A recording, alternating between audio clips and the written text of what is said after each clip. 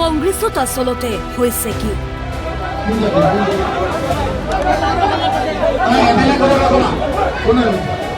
সংঘাত অন্তকণ্ডলে এফালৰ পৰা শেষ কৰি আনিছে প্ৰদেশ কংগ্ৰেছক।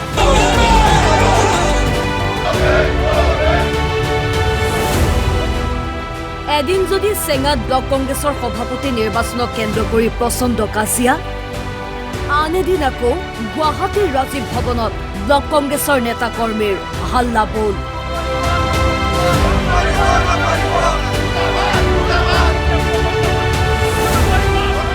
ধিঙৰ নিজ ধিং ব্লক কংগ্ৰেছৰ সভাপতি পদত ৰাইজৰ দলৰ সদস্যক সভাপতি নিযুক্তি দিয়াক লৈ আজি ক্ষোভৰ উদগীৰণ ঘটিল কংগ্ৰেছ কৰ্মীৰ।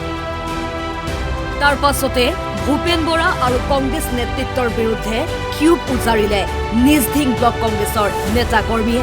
কংগ্ৰেছ দলৰ সৈতে কোনো সম্পৰ্ক নথকা ব্যক্তিক সভাপতিৰ দায়িত্ব দিয়াত হতভম্ব হৈ পৰিছে নিজ ধিং ব্লক কংগ্ৰেছৰ নেতা কৰ্মী। নিজ ধিং ব্লক কংগ্ৰেছৰ সভাপতি হিচাপে মুজাম্মেল হুছেইন নামৰ এজন ব্যক্তিক সভাপতি হিচাপে নিযুক্তি দিয়া দেখাইছে এই লিষ্টখনত। আমি এজন নিষ্ঠাবান কংগ্ৰেছ কৰ্মী হিচাপে মুজাম্মেল হকক কি যুক্তিত বা কি হিচাপে তেখেতক ব্লক কংগ্ৰেছৰ সভাপতি নিযুক্তি দিলে আমি এই কথাটো এতিয়ালৈকে বুজি পোৱা নাই।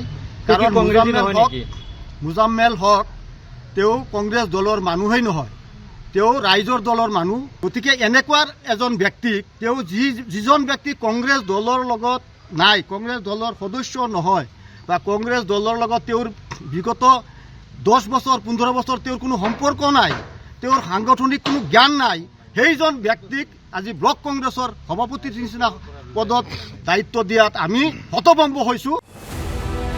এপিচিচিৰ নেতৃত্বই নিজ ধিং ব্লক কংগ্ৰেছৰ সাংগঠনিক ভেটি থান-বান কৰাৰ চেষ্টা চলোৱাৰহে অভিযোগ আনিছে নেতা কৰ্মীয়ে।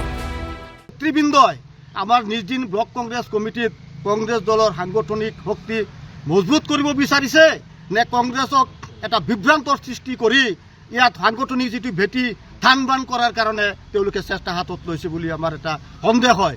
কাৰণ কোনো এজন স্থানীয় কংগ্ৰেছ নেতাৰ লগত এই সম্পৰ্কে কোনো আলোচনা হোৱা নাই, কোনো মণ্ডল কংগ্ৰেছৰ সকলৰ লগত কোনো আলোচনা হোৱা নাই।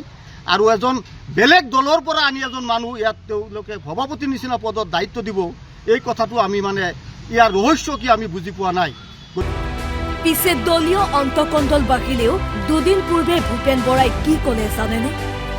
আৰু এতিয়া যেন জুয়ে পুৰা শুনেই জুই লগাইছে কংগ্ৰেছত।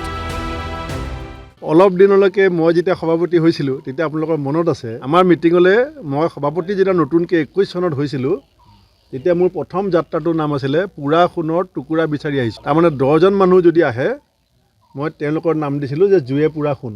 এতিয়া সেই জুয়ে পুৰা সোণসকলটো আছেই। মুঠৰ ওপৰত কংগ্ৰেছৰ যেন সংঘাতৰ অন্ত নাই। কেতিয়াবা যদি দলীয় সংঘাত, কেতিয়াবা আকৌ বিৰোধীৰ সৈতে সংঘাত কংগ্ৰেছৰ। কি হৈছে দাদা? ভিতৰুৱা কথা